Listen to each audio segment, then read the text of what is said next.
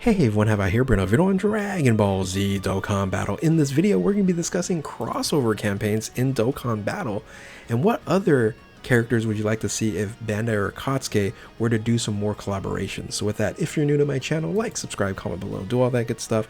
Let's go ahead and dive right in. And of course, I'm doing this video because last night we ended up getting a surprise data download and getting the insights and information that we're getting a Sunland movie collaboration and celebration, getting this new AGL SSR Beelzebub.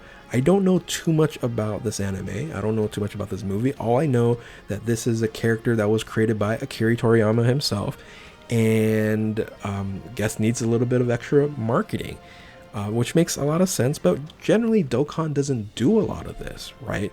We have crossover campaigns with other Dragon Ball things, like the Broly movie, like Superhero.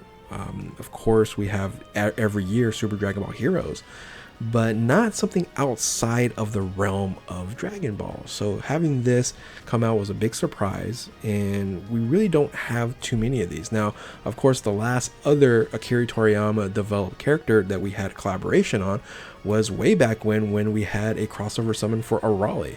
And I think actually the physical Arale is a Dokkan Festival exclusive. I'm trying to remember if it was or not. So maybe not.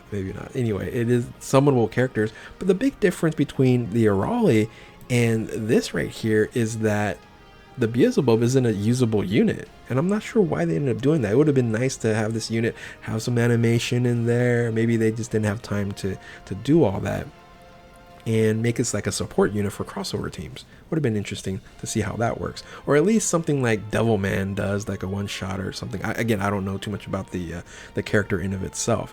Now, Arale, you know, we can't summon on this anymore. Fortunately, I was able to get most of these units here. But the only really one crossover campaign that was not Akira Toriyama developed was way back in the beginning, the crossover campaign for One Piece. A lot of you guys have no clue that this happened, but yes, we didn't get a Don Quixote card, as you can see right here. This was an enemy that we ended up fighting.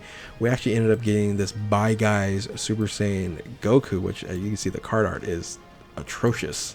It is not good at all. And but anyway, luckily I do have this as a collector's item. But you can see these crossover campaigns really don't provide you really anything groundbreaking. You know, physical Arale was some unit that you could use, some of the free-to-plays you can use for a little while. It would have been nice to see some of that for maybe this new character here. But again, yeah, way back when, this crossover campaign.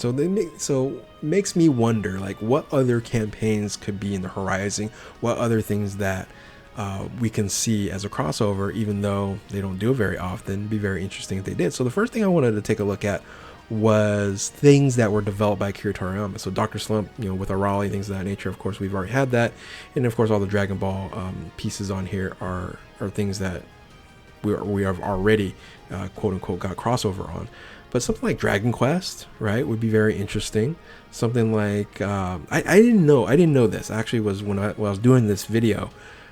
I go Chrono Trigger, and I guess there were designs from Chrono Trigger that was Akira Toriyama. I actually did not know that. I love Chrono Trigger, so that's something that surprised me out of the blue. I was like, okay, imagine if we have a Chrono Trigger rebirth, and then we have some collaboration in Dokkan. How cool would that be? But stuff like that, I think that's kind of very interesting, that possibly could happen in the future. So, but that's really with just Akira Toriyama. If they're using this as marketing purposes, collaboration to, you know, boost up ticket sales for the Sunland movie, what other things that they can do? Well, one of the things they can do is, you know, we can say, okay, what other movies are going to be coming out? Well, when you look at the work list of Bandai Namco, which is Sunrise Entertainment or something of that nature, these are the movies, so you can see Sunlands right here, that are coming out. And you can see it's mostly Gundam stuff. So how cool would that be if we get a Gundam collaboration with Dokkan? I'd summon on that. They can actually make money, and I can summon for, you know, for a Gundam. So I'm not too familiar with some of these other things here, like Love Live and what is this, Sunoku. I'm not familiar with those, but those are some of the things that they are working on here. And we can possibly see Sunshine right here, Sunshine in the Mirror here, be very interesting. So, but these are the movies they're working on, and I want to take it a step further. It's like, okay, well, that's Bandai Namco, the films, but what if they were to do collaborations on other games? And that would make sense since Dokkan is a game. And I've totally forgot that Bandai Namco was the distributor for Elden Ring. So yeah, so these are the games that Bandai Namco ended up distributing, right? They don't own the rights to the stuff, but they can still say, hey, you know what, to help promote the game, why not feature something in Dokkan. Imagine a Jin as a free-to-play unit or a summonable unit, right, in Tekken. That'd be Heihachi or something like that, right? So King, all those characters in Tekken, that'd be pretty interesting. Of course, Naruto would be would make a lot of sense. I'm surprised we haven't done something like that already. Of course, we have Dragon Ball Kakarot here. JoJo, you JoJo fans out there are pretty wild. So SAO, yes, absolutely. This right here would be like my #1 choice of having some sort of cool collaboration, is having a summonable Saitama. You couldn't do that because he would just kill everybody, right? But One Punch Man is a favorite of mine. It's a very fun anime. But you can see, you actually can just dive into Jump Force and say, okay, what other collaborations can actually happen? Because this is a full-on collaboration here as well as an action game. Of course, we talked about Gundam already. One Piece, we've already have seen that collaboration. SAO again, and then 70 Deadly Sins, right? This game here, which no one ended up playing, I guess, right? Knights of Britannia, and I play Grand Cross a little bit, not really that much anymore. And we have rumblings of new 7 Deadly Sins game, but yeah, these are some of the options that you can see here.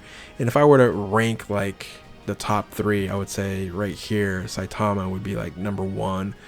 A Gundam, a Gundam would be really cool, and I guess maybe seeing Luffy again, and maybe actually have that. We have the Don Quixote card art already. This is already in the game, right? So they just release it and be able to actually use it would be very interesting. So, but that's pretty much about it. I just want to dive into this and talk about what other options they might have, whether it's a movie or a game. But again, very interesting to see. For me, Chrono Trigger was just like a big surprise, like, oh really, Terry Toriyama did some illustration and character design there. So I was like, wow, that's pretty cool. Anyway, I'm just rambling on here. Hopefully you guys enjoyed this video here. Let me know what other collaborations would you like to see in Dokkan. And if you're new to my channel, like, subscribe, do all that good stuff. Thank you all for watching. Keep on Dokkaning. We will catch you next time. Later.